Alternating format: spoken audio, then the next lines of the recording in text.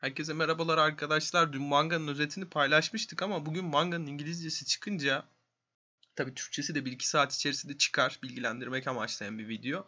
Hem de mangayı adam akıllı düzgün resimlerine bakarak şeyde okuyayım dedim. Ne denir ona? Videoda okuyayım dedim. O yüzden böyle bir video çekiyorum. Videomu beğenirseniz like atmayı, kanalımı beğenirseniz abone olmayı lütfen unutmayın. Muhtemelen aynı şeyler olacak ama olsun. Emperor vs New Generation. Kapakta lüccili bir fotoğraf var. Bu arada linki İngilizce manganın linkini Discord üzerinden veya videonun altındaki yorumlardan erişebilirsiniz. Muhtemelen başa tuttururum o yorumu. Destructive Wind denilen bir saldırı yapıyor. Wano'nun etrafındaki bulutlar toplanıyor. Ve Kaido üflüyor yani. Ama ciddi bir üfleme. Kid'in robotu kırılıyor. Evet. Kid'in robotu kırılıyor burada. Anlatmıştık zaten. Yalnız çok güzel sahne. Kid'in robotunun kırıldığı falan. Güzel çizimler gerçekten. Kafa yorulmuş ve ayrıntılı çizimler. Zoro'nun hareketi. Abi Zoro o kadar cool ki. Arkadaşlar sayıyı görünce yapacağınız yorum gerçekten Zoro o kadar cool ki olacak. Yani Zoro o kadar rahat ve cool ki. Burada rüzgarı kesiyor ve Luffy Gomu Gomu no yapıyor. Rifle. King Kong Rifle. Ya bu hareket color spread gerçekten bu sayfa dövüşe ayrılmış. Ve Kaido'nun boynu gerçekten geriye gidiyor yani artık net bir şekilde gözüküyor ve Kid de onu yakalayıp yere vuruyor. Gerçekten güzel çizim dövüşü olarak. Ama şeyi anlayamadım.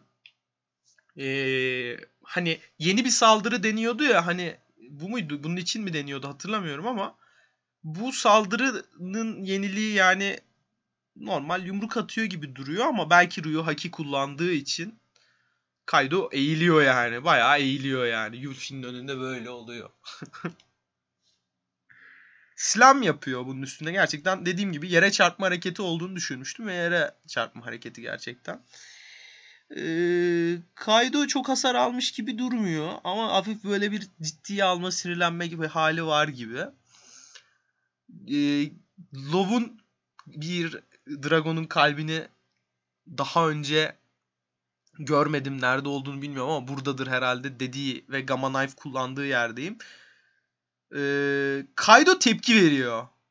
Vaa yapıyor ama sonra diyor ki lanet olasıca yeni başlayanlar diyor. Siz benim diyor dayanıklılığımı diyor counterlayabileceğinizi mi zannediyorsunuz diyor. Ee, burada şey diyor ben sanırım diyor siz diyor intihar etmeyi düşünen aptallar değilsiniz diyor. Daha önceden dövüştüğüm. Evet aynen öyle. Öyle diyor. Buradaki sahnede Killer mı? Wow. Wow. Cehennemi gördüm diyor. Ve seni diyor içeriden keseceğim diyor. Kaido diyor. Ve Sights'ı Sonic denilen, Kama Sonic de denilen bir atak yapıyor. Bu ataktan sonra Kaido afallamış duruyor. Uaa yapıyor. Killer'ın atağının bu kadar güçlü olması çok ilginç. Dönmeli bir atak yanılmıyorsam. Ve Big Mom bir anda Indra diye bağırıyor. Killer tokatlanıyor tabii. Yani orada Kid Killer diye bağırıyor. Big Mom da Mamma Mamma diye bağırıyor.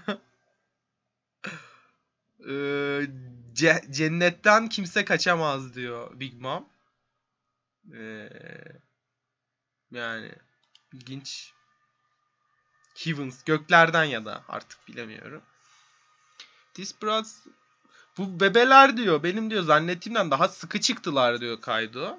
Sonra Luffy Rino Schneider yapıyor. Evet Doflamingo'ya yaptığı hareket ayağıyla yanılmıyorsam. Burada çok komik bir şey oluyor. Bir etkileşim. Zoro Love etkileşimi. Trafalgar bana diyor yardım et diyor. Boost ver diyor. Beni diyor şuraya yolla diyor. Siz diyor benim sabrımı mı deniyorsunuz lan şerefsizler diyor. Ben sizin diyor bakıcınız mıyım diyor. Sonra dediğini yapıyor Zoro'nun. Trafalgar çok tatlı adam ya. Blast Breath yapıyor Kaido. Ve Zoro atlayıp ateşi böyle kesiyor. Gerçekten ilginç bir nokta burası. Ve nasıl anlatayım size? Ateşi kesiyor ve bunu Color Spread gerçekten ve cool bir sahne. 10. sayfaya geldik bu arada ve 14 sayfa arkadaşlar. Haberiniz olsun yani. Yarıyı geçtik. Biraz geç oldu ama. Zoro diye bağırıyor Luffy heyecanlı bir şekilde. Zoro tek kılıç stiliyle Kaido'ya saldırıyor ama Kaido Zoro'yu görünce afallıyor. Bir duruyor. Sayının en güzel kısımları buralar. Big Mom bağırıyor. Kaido diyor dodge'la diyor. Bu diyor normal bir kılıç değil diyor. Flying Dragon'la saldırıyor Zoro. Ve Blaze denilen saldırısını yapıyor. Ve Onigashima'nın boynuzunu kesiyor. O kuru kafanın boynuzu. Neden diyor Oden'in aurası diyor o kılıçtan dışarı çıkıyor diyor. Kaido şaşkın bir biçimde. Big Mom da onu küçümsedin diyor. Bakın burada konuştuğumuz kişi Luffy değil. Zoro. Zoro için Big Mom Kaido'ya dedi ki onu küçümsedin. Onu küçümseme. Saldırılarını dojla. Burada Zoro kahretsin kaçırdım diyor. Muhtemelen Zoro kaçırmasaydı Kaido ciddi bir hasar alacaktı. Burada Kaido Zoro'ya saldırıyor yanılmıyorsam ve Luffy Zoro diye bağırıyor. Ve Big Mom bir anda Hivinli, Dominionlu ne? Öyle bir şey, öyle bir saldırı. Shivas Wrath yani Wrath ne denir? İhtiras mı denir? Arzu mu denir? Hırs mı denir? Öyle bir şey yani. Ve gökten şimşek yağıyor. Diyorlar ki aman Allah'ım bu diyorlar böyle doğa felaketi gibi diyorlar. Bu nasıl böyle bir şey olabilir? Gökten yıldırım yağıyor arkadaşlar böyle.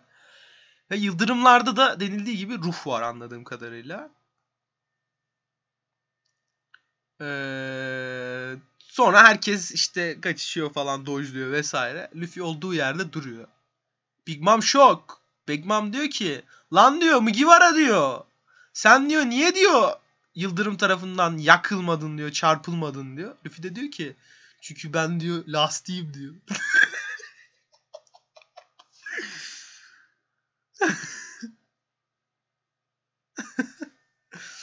Ondan sonra Luffy şey diyor. Big Mom şok bu arada. O sayfayı keşke gösterebilsem çok güzel Big Mom'un şok oluşu. Luffy bağırıyor Zoro'nun arkasından gittiğin için diyor. Yani ona zarar verdiğin için diyor. Ödeyeceksin bunu diyor. Sonra Kaido Blast Breath'le saldırıyor. Tabi bunları özette de anlattım arkadaşlar. Çok yeni bir şey yok yani. Sadece biraz da çıktığını duyurma amaçlı yaptığım video.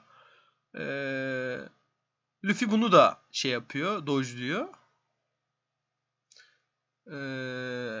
Neden diyor ateş de mi işe yaramıyor diyor. Nedir diyor bunun triği diyor. Kaido. Luffy karşı koyunca. Hayır diyor. Yeterince güçlüyüm diyor. Özette ama Nob Guts demiş burada. Nasıl bir çeviri onu çok anlayamadım. Ve Luffy o efsanevi Gatling'ini Gear 4'da kullanıyor. Gomu Gomu no King Kong Gatling Gong pardon. Saldırısını yapıyor ve Kaido'yu vuruyor ve Kaido bağırıyor ve sayı bitiyor. No break next week yazmışlar zaten sayının sonuna. Söylemiştik zaten bunları duyurmuştuk. Sayının linkini aşağı bırakacağım İngilizce. Okuyamıyorum bildiğiniz üzere ne yazık ki. Keşke okuyabilsem. Gerçekten çok isterim okumak sizlerle beraber ama okuyamadığım için böyle yapmamız gerekiyor. Bir şekilde yani yapacak çok bir şey yok bu konuda. Linki aşağı bırakacağım. Siz de videoyu izlerseniz, like atarsanız, kanalımı beğenirseniz, abone olursanız çok sevinirim. Hem 1002. sayıyı özetlediğimiz hem sizlerin de okuması için İngilizce linkini paylaştığımız, sayfaları yorumladığımız bir sayı oldu. Muhtemel ihtimal dahilinde Türkçesi de birkaç saat içerisinde paylaşılır diye düşünüyorum. Bu şekilde arkadaşlar. Ben belki yükleyene kadar paylaşılır. Görüşmek üzere arkadaşlar. Bay bay.